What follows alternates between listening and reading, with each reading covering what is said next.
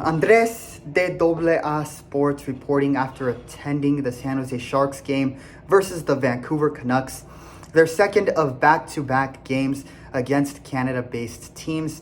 And just like on Tuesday against Montreal, the San Jose Sharks lose in another heartbreaking way. They lose 2-1 in overtime, with the winning goal for the Canucks coming on a penalty shot. One that I would also say was controversial, as it was a very soft call. It was one that if there was a challenge or review system on such calls, it probably would have been overturned. And hell, during the playoffs, the referees probably would not have called that penalty. It was that soft of a call. But the Canucks are given the benefit of the doubt, some good hockey luck, and they get the call and win it in overtime with that penalty shot. And I am not going to say that, this controversial call, this penalty shot, was the sole reason the Sharks lost, because it was not. And I say this loss was more disappointing than the loss against the Canadiens, because the defense for once played well.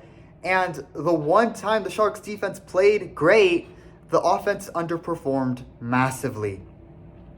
The offense just could not create opportunities. There was poor passing, penalties committed. You even had guys running into each other on the ice. Even Celebrini struggled and had two extremely costly penalties. The only two good players for the Sharks were Tyler Toffoli and goalkeeper Vitek Vanacek, who is just coming back from injury. It's just so demoralizing, given the one part of the team that has been the biggest liability. The defense had a great game for once.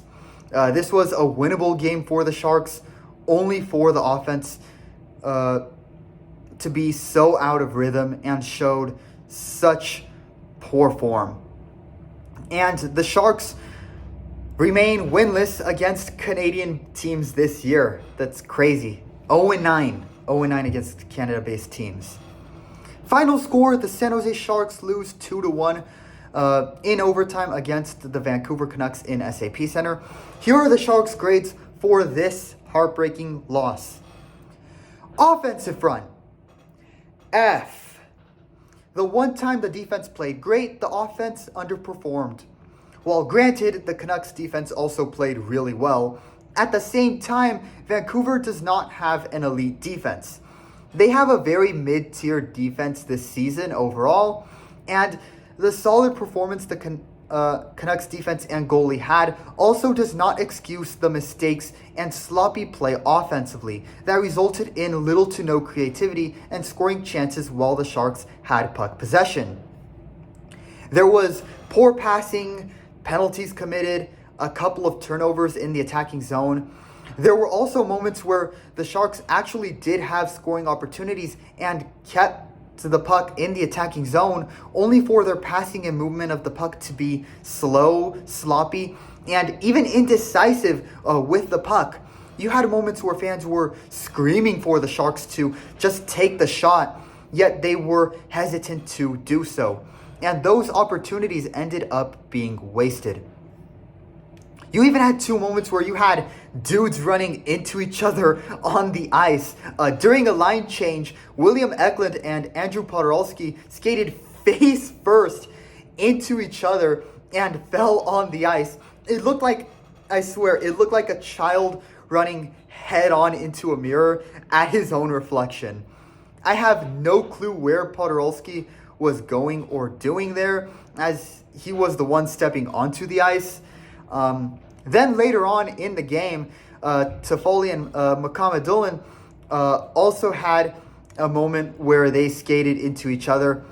At least their embarrassing moment didn't look as bad as Eklund and Podorowski's ugly collision. Even Celebrini struggled and had two extremely costly penalties. While he does on paper get blamed for the hooking call in overtime, it was a really soft call. You blame him, but also question the referees there.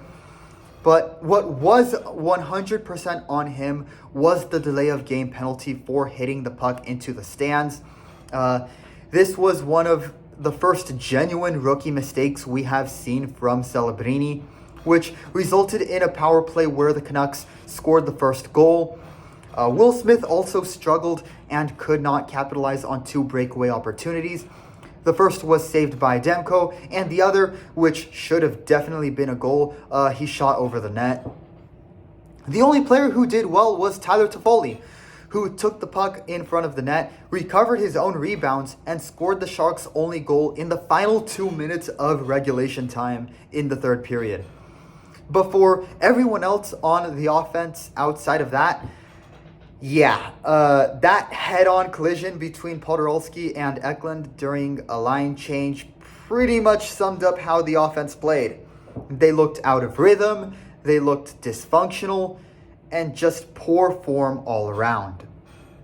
Podorowski, you have to imagine, is going straight back to the AHL after Saturday's game, the upcoming game against the Stars. Assuming he even plays Saturday versus the Stars, a bad turnover against Montreal, and then running into your own teammate on the ice, he is clearly not good enough for the NHL. Trading Mikael Granlund has hurt the offense, especially that second line with Zetterlund and Smith. While trading Ceci made sense, this Granlund trade is not aging well. At least it's not aging well in the short term. We'll find out long term. But overall, a poor showing from the offensive front, especially given they are the strong part of the team. F grade. Simple as that. Defensemen. I'm going to give them an A. This was a low-scoring game. This was because the Sharks' offense, they massively underperformed, while the Canucks' defense and goalie still played great at the same time. But it was also a low-scoring game because the defense for the Sharks played really well. The Sharks' defense was able to clear the puck out of danger relatively well. While they did concede a goal on the power play in the third period, it was one where you couldn't really blame them, given one team was going to score eventually, and that delay of game penalty by Celebrini was preventable and not the defenseman's fault. And outside of that one goal, the defenseman actually did a great job killing the power plays against the Canucks. Like, if this was the first Sharks game you have watched all year, or the first Sharks game ever, you would have probably walked away thinking, damn, the Sharks have a defense. Obviously not true, as the Sharks have the worst defense in the league, but that was how good they played tonight. It is worth noting that this was against the Canucks, who are not the best offense in the league and right now are without Quinn Hughes, who is injured right now. Nevertheless, the Sharks defense held their own well against the opposing team that showed up on the ice, which is something that we have never really said this year outside of their 7-2 win against the Los Angeles Kings earlier this season. Enforcers, B. Ty Dellandrea returned to the roster for this game on the fourth line. Offensively, he didn't play as much as most of the other players, but this is mainly because he is coming back from injury after that ugly hit he took against the Predators. As for Cunnin and Goodrow, both had pretty good starts to the game. Their increased level of physicality while on the ice made a positive impact and definitely got the Canucks to look shaky at times. The Canucks, knowing that if they held the puck too long, they were going to get checked, that they would take a hit.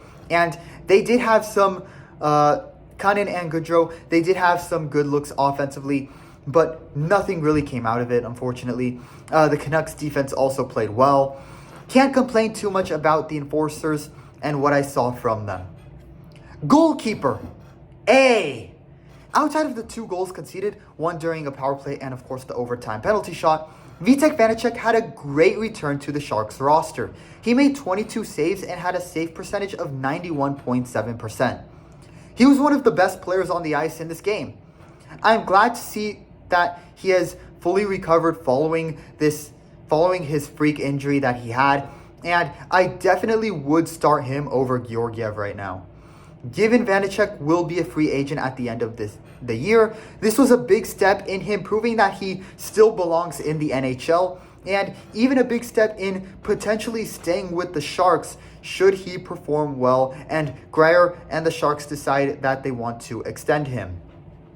A great first game back and glad to see him healthy again. Head coach F. During the post-game interviews, head coach Ryan Warsofsky commented on his team's performance, saying that puck play was iffy at times, but he felt the team did enough to win. But then he also made a comment that was contradictory and hypocritical, saying that the team did a better job on things the team discussed and improved in puck play. Yet he also said that puck play was iffy. Okay. Regarding his post-game comments. First, why didn't the Sharks win this game if you believed they did enough to win? And second, literally since the 6-5 loss against Nashville, faster and more efficient movement of the puck has been a problem. And that problem arose in this game, given there were moments where you had fans screaming for the players to take the shot. As stated earlier, his offensive front looked hesitant and indecisive. Why hasn't he noticed this problem earlier and worked on it with the team before this game, which, it would have helped? The one time your defense plays well, your offense does not show up. And we know the defense still very much has its problems. You still saw some moments of them being the worst defense in the league, even in this game, conceding that power play goal, which has also been a problem. Well, Warsofsky has done some things right. He still looks extremely inexperienced as a coach and is struggling to make adjustments in terms of style of play. In many ways, his tenure so far has been very similar to David Quinn's last year. That's not good, and it's beginning to look worrying in the long run. We'll see what improvements he makes with this team during the Four Nations break and how they look in their first games after the break. Final score 2-1 with the Canucks winning in overtime. Overall, I would say this was a C- grade for the team as a whole, which it seems middle ground. In reality, it's not a very good grade. The defense, they played well, which was a nice change in pace regarding how we usually talk about the defense. It was also nice to see Vitek Vanecek play again and perform well. Hopefully they start him over Georgiev. And I'll show it to you. I was also lucky to get another puck from the game. Here it is. I was also lucky to get a puck from the game, which I again kept frozen for the awesome thumbnail, which looks pretty cool with the Sharks and Canucks logo. But at the same time, you also saw some of the same mistakes offensively that have been a problem over the last few games.